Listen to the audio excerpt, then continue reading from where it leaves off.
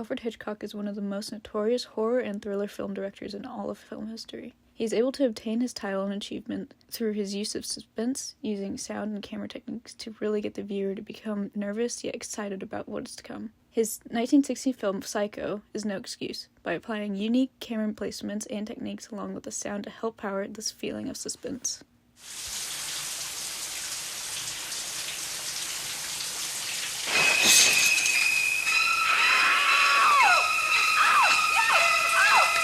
This analysis is based on the scene when Lila goes to search the Bates household to try to find answers about where her sister might have gone, and about Norman's mother. This scene is introduced through this long back and forth of Lila and the Bates house. The house is first established through a wide shot showing it atop a hill, looming over Lila as she looks up at it. This positioning of these two elements is meant to represent the looming mystery and danger which lurks within the house, further captivating Lila as it proves to be a good place to try to find the answer she seeks. In this back and forth, a reverse shot is used, showing the house from Lila's perspective and Lila from the house's perspective. Being shown Lila's expression helps the audience understand this feeling of dread and suspense as she begins to look more nervous the closer to the house she gets. This feeling is further enhanced by the symphony playing in the background. It seems to be both getting higher and lower at the same time, indefinitely.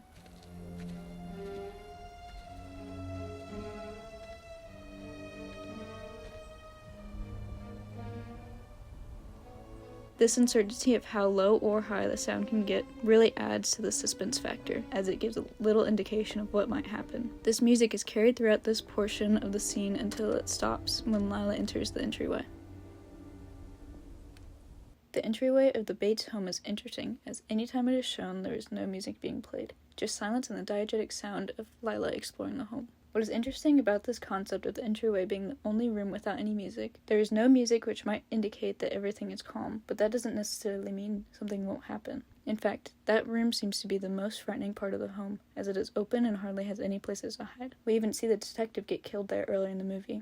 In this entryway, there are stairs which we observe Lila walking up. The camera is placed in such a way which makes it seem like we are watching from behind a post, as if to hide ourselves from her. This placement of the camera could be seen as foreshadowing, in that Norman's mother is watching Lila and waiting for her time to possess Norman and attack her. We see this placement used once more when Lila is exploring the cellar. The camera is placed somewhat behind things on the floor, hiding away just out of sight, waiting for the right moment to pounce. Unlike how the cellar and the stairwell were shot, the bedrooms are shot from Lila's point of view. In both Norman's bedroom and Norman's mother's bedroom, shot reverse shots were used to show Lila and the things that she was looking at. These shots allowed the viewer to piece together the twist at the end. An example of this is in the mother's bedroom. A wide, establishing shot is used in the beginning to reveal nothing suspicious about the room. However, as Lila looks closer at certain objects, things begin to become clear. The first thing that she looks at is an unused bar of soap next to the sink, then a cold fireplace, a dresser full of dresses worn by the killer, a sculpture of hands, and the most significant,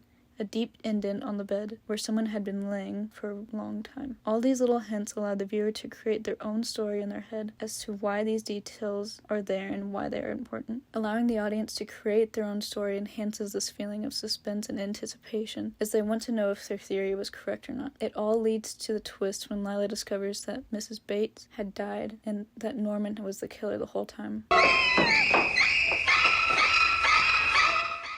Hitchcock orchestrates this amazing closure to the film by creating suspense built up from the entire movie and giving subtle hints to the twist yet to come. This ending is a fun and exhilarating experience for the audience, allowing them to watch the film over and over again to see if they can spot all of the minute details which hint at the ending while still providing thrill through the unsettling sound and camera placements and techniques.